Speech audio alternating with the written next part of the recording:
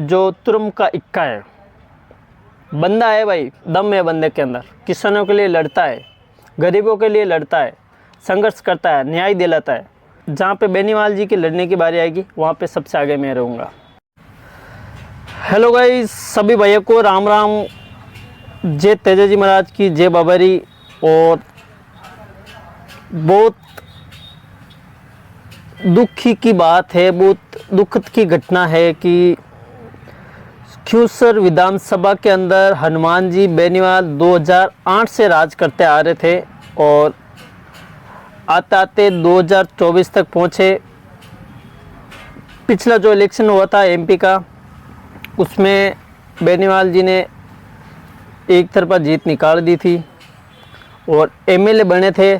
तब ऐसा कठिन परिस्थितियों के अंदर ऐसे लगा था कि शायद बिछड़ जाएंगे, लेकिन जाते जाते बच गए और जीत गए। और एमपी के चुनाव लड़े उसके हिसाब से जीते थे, तो उसके हिसाब से ऐसे लगा था कि कर्णिका जी बेनीवाल एक तरफा जीत हो जाएगी या एक तरफा जीत जाएंगे। लेकिन पता नहीं अभी कांग्रेस और बीजेपी के अंदरूनी गठबंधन क्या हुआ, या पब्लिक को क्या दिमाग ख़राब हो गया पता नहीं, कि भाई साहब इतना मैंने सोचा भी नहीं था कि 12,000 साढ़े 12,000 वोटों से बीजेपी को बढ़त मिल जाएगी। मैं दुखी नहीं हूँ कि बीजेपी जीत रही है, इसलिए मेरे को कोई चीज़ का प्रॉब्लम है। बीजेपी अच्छा है, अच्छी है बीजेपी, भारतीय जनता पार्टी है, भारत के हित में है, धर्म के प्रति है, धर्म के प्रति कोई बात उठाती है। मेरे को चिंता उस बात की नहीं है, मेरे को मात्र चिंता एक ही बात की है कि एक बात तो मेरे को समझ में आ गई कि अपना परिवार या अपना हित जो रहता ना, आगे बढ़ने में कभी साथ नहीं देता है। तो वैसे ही क्यूसर की जनता, मैं ऐसा नहीं बोलते हूँ कि भाई पूरी जनता उधर चली गई। मैं देखा हूँ कि कम से कम 90,000 तक, लमसम 1 लाख तक समझ लो, 1 लाख तक वोटिंग हुई है कर्णिका जी बेनीवाल की, और 1 लाख तक रेवंत राम जी डांगा की वोटिंग हुई। तो आधो आध फर्क हो गए समझ लो। बोल दो क्यूसर विधानसभा की आधी पब्लिक एक तरफा हो गई और आधी पब्लिक एक तरफा हो गई। भाई इस बंदे ने आपके लिए क्या नहीं किया, क्या संघर्ष नहीं किया?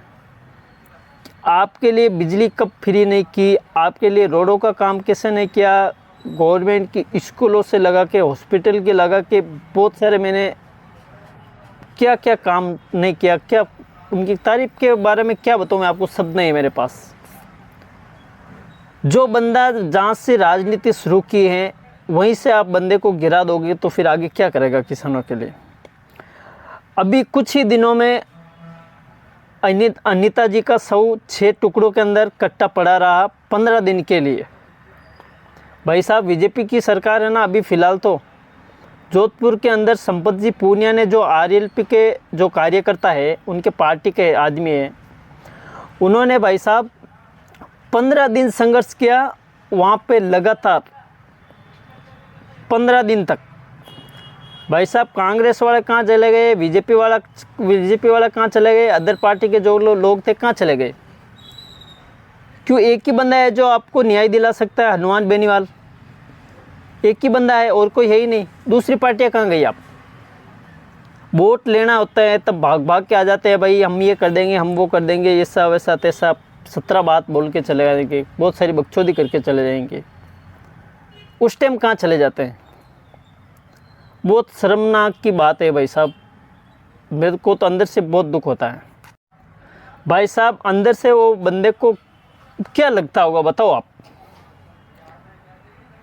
उनके साथ रहने वाले हैं ना, जो फैन है, जो फैन फॉलोइंग है हनुमान जी बेनीवाल की, आरएलपी फैन फॉलोइंग है, बहुत बहुत शब्दों में नहीं बोल सकता हूँ मैं। लेकिन क्या करे भाई साहब, मैंने सोचा नहीं था कि 12,000 चिल्लर वोटों से भाई साहब जो है डांगा साहब जीत जाएंगे, बीजेपी को जीत दिला देंगे। बहुत सोचने वाली बात है। 4 या 5 राउंड तक मैं भी सोचा था, ठीक भाई 4-5 राउंड में बीजेपी की सीटें खुलती है, हर बार थोड़ा बहुत फ़र्क रहता है। लेकिन यार 5,000, 7,000, 9,000, 10,000 चलते चलते 12,000 ऊपर से वोटों से जीत गए। भाई साहब क्या बिगाड़ दिया आपका बेनीवाल ने, जो आपको बेनीवाल साहब को आप 10-12 हज़ार वोटों से हरा दिए। क्या चाहती हो यार जनता आप? ठीक है कोई बात नहीं, 5 साल निकल जाएंगे, कल कुछ पता नहीं चलेगा। देख लेना 5 सालों में कौन क्या करता है। और आपके लिए आज भी है ना, वो बंदा पहले भी बोला था इस बात को कि भाई मैं ये सीट भी हार जाऊँगा, मेरे को कुछ फ़र्क पड़ने वाला नहीं। वो सही बात कहता है। वो क्यों जनता के पीछे चलता ही नहीं। सही बात है, ये जनता के पीछे नहीं चलता है फिर भी जनता का काम करता है। जिगरा देखो आदमी में, मैं ऐसे ही शेर बन के चलूँगा। बिल्कुल शेर जैसी दाढ़ है, शेर जैसा बंदा है वो, तारीफ करने लायक है वो बंदा। कुछ चुनौतियाँ, कुछ संघर्ष आता है, उसके लिए लड़ना पड़ता है। कोई बात नहीं, आरएलपी के फैन है, अपने आप को संभाल के रखे, कोई ऐसा गलत कदम नहीं उठाए। सभी को ऊपर बाबा की कृपा रहेगी, वीर तेजाजी महाराज की कृपा रहेगी। और सभी भाइयों के बेनीवाल जी के साथ है। हम भी आज भी, पहले भी साथ है, आज भी साथ है।